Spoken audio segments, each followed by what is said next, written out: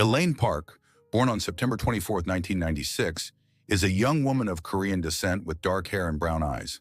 She stands about 5 feet 6 inches tall and has several distinctive tattoos, including a dagger, a butterfly, and a rose. At the age of 20, Elaine vanished without a trace on January 28, 2017. Her disappearance remains a mystery to this day.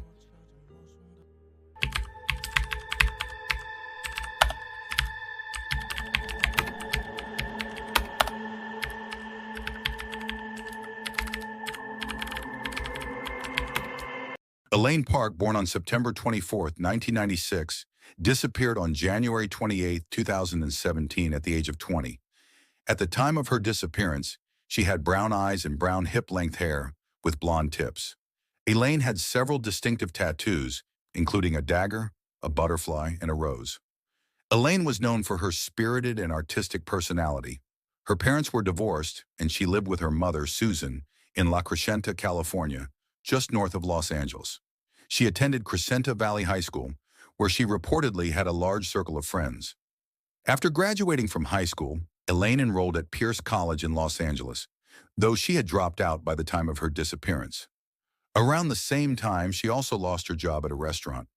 Elaine was an aspiring actress with a passion for poetry, art, and musical theater. Before she went missing, she had landed small roles in several television shows and movies, including Crazy Stupid Love, Mad TV, and Desperate Housewives.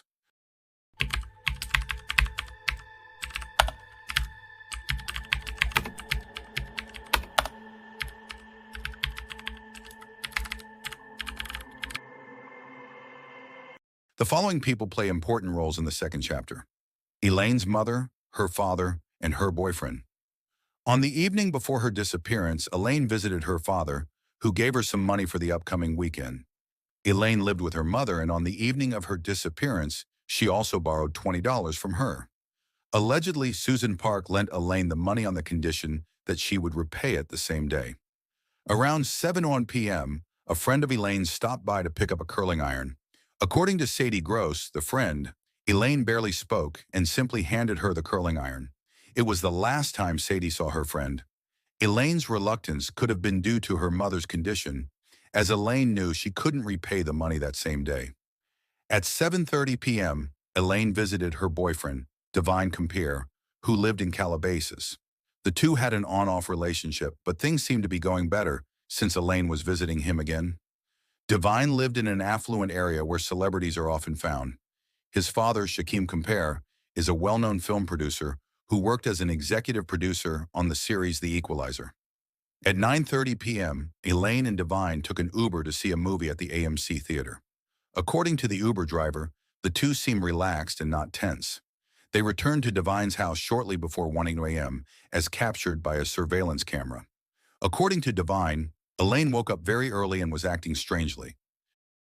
Said that at that time, at 4 o'clock in the morning, she all of a sudden got up, shaking and singing, and looked like a panic attack.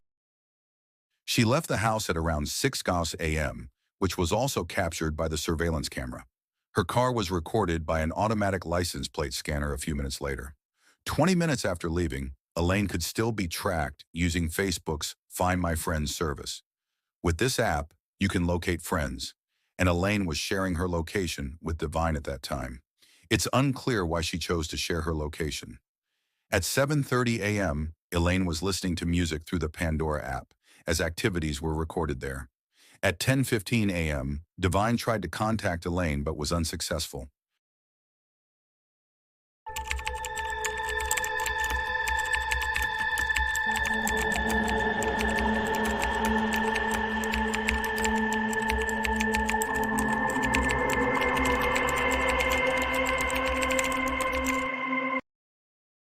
On January 28th, Susan contacted her daughter to ask when she would get the $20 back. At 9 a.m., she sent additional messages, focusing only on the money.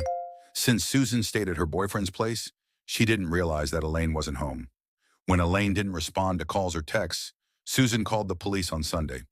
The police told her to be patient, as Elaine had gone missing for a few days before. It wasn't until February 5th that Elaine's car was found on the side of a road in Malibu. When and how the car got there remains unclear to this day. The car was unlocked and the key was still in the ignition. Inside the car, they found her driver's license, laptop, $30 of clothes and shoes. The Pacific Coast Highway and the ocean were searched, but without success. There was no trace of Elaine. In the meantime, a private search group was formed to look for Elaine. The group worked closely with Susan and quickly discovered intriguing information about Elaine Park.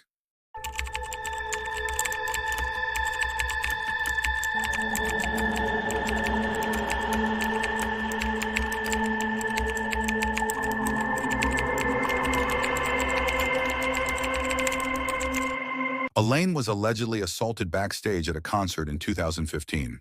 Evidence of this surfaced on her Twitter account, where she posted tweets clearly referencing the incident.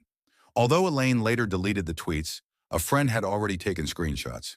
In the tweets, Elaine spoke openly about the assault, but also expressed that she didn't want to press charges. The tweets suggest that Elaine was struggling at the time and might have needed help.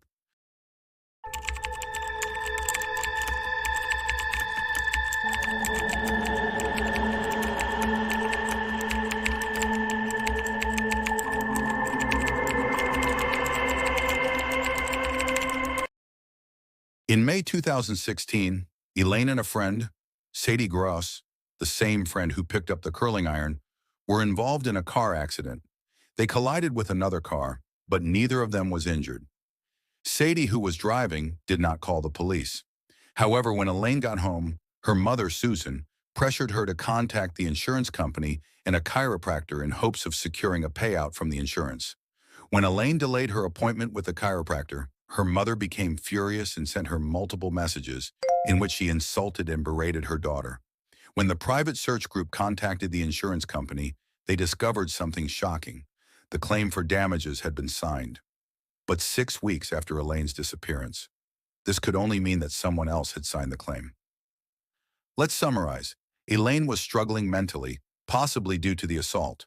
There were frequent arguments between her and her mother. She had dropped out of college and lost her job at the restaurant. The last time she was seen was early in the morning, leaving her boyfriend's house. Allegedly, this was after a panic attack, but whether this is true remains uncertain.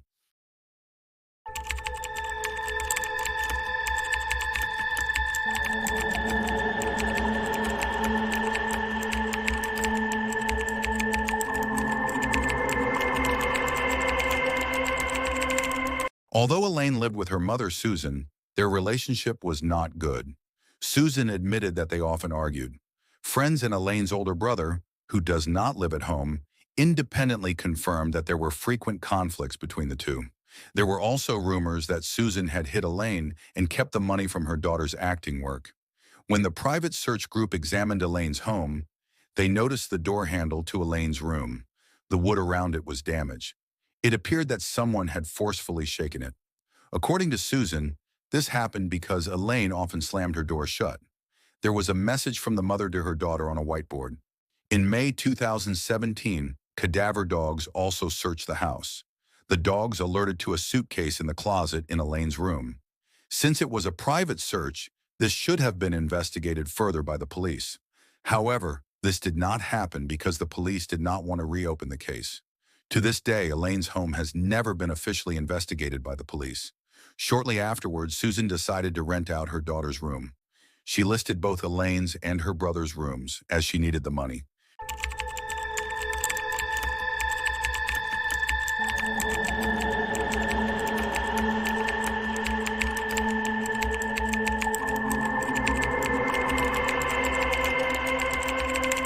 It seems as if Elaine disappeared without a trace. Many questions remain unanswered, such as, did Elaine ever make it home? What might have been discovered if the police had searched Elaine's house? Why did Elaine leave her belongings in the car? If she had gone into hiding, surely she would have taken the cash with her. Is her boyfriend telling the truth? And did Elaine really have a panic attack? Who signed the insurance contract 6 weeks after her disappearance? And why? There must be at least one person who knows what happened to Elaine. It is sad to see how this young woman just vanished.